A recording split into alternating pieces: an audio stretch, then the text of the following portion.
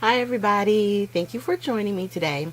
So this Sunday, instead of doing a layout, I decided to do a series of cards using the distressing technique that we did this past Tuesday.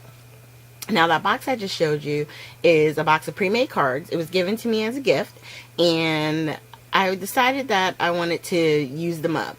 And what I'm going to do is at different times, I think I'm going to use it on a technique here and there and create cards, using these pre-mades. Now, I didn't use any specific sketch. I just made up what I wanted it to look like because I'm using some cut aparts from a paper pad.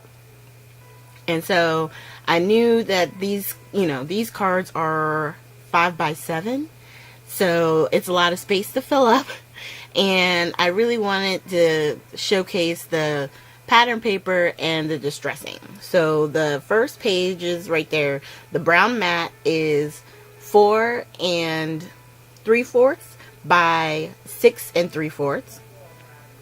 And then the pattern paper is 4.5 by 6.5.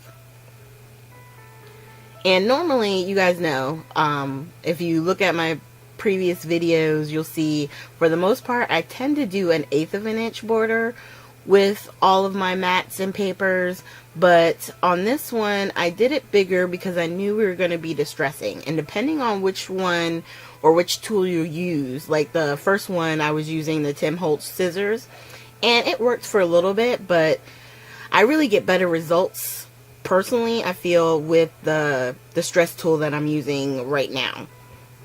And because I wind up sometimes taking off a little bit more than just, kind of messing up just the straight edge, I make it a little bit bigger so that way when I layer my papers, you can still see. Like, I don't want you to lose any of the paper behind the pattern paper as far as the mats.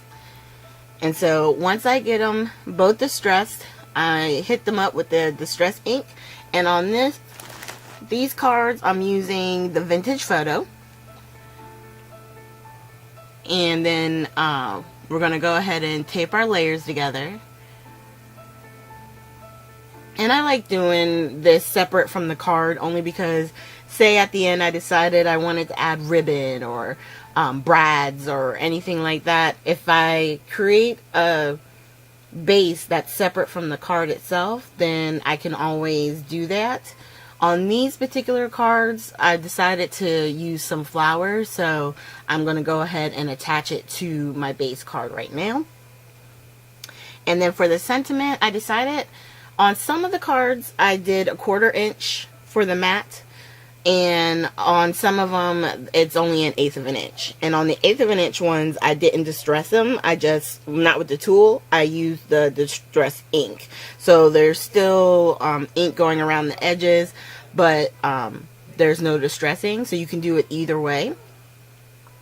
On this one, because I did have that, that 1/4 inch, I did use the distress tool. But on the pattern paper itself, I just did the distress ink. And once those two are attached, I went around again making sure all my edges were done up.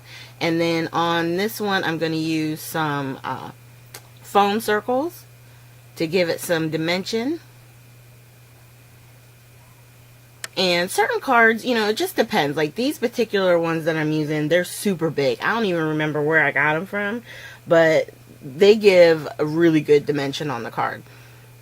And then there's some where it's just a little bit of a raise. Do what you want. If you have the smaller, not so thick as far as the pop-ups, then double them up. You can always do that. On these, I didn't have to. And then at first, I'm just laying out the flowers here, figuring out how I want to lay them out. And then once I get it figured out, I just use, I have the 3-in-1 glue.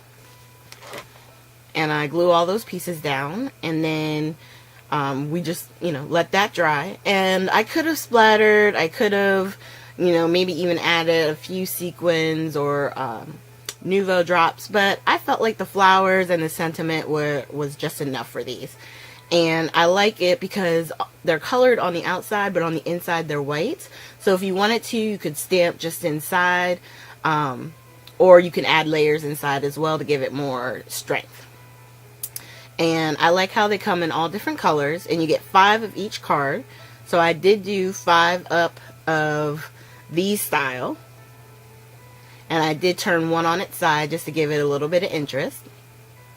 But I used this Prima Wild and Free collection, and that was the page that I cut apart.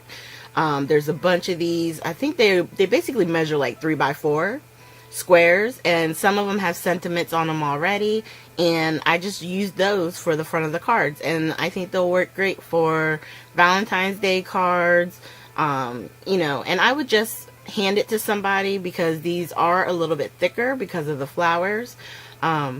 I wouldn't risk mailing them. If I did mail it, I probably would put it in a padded envelope to protect, you know, the flowers, so that way they're not destroyed in the mail.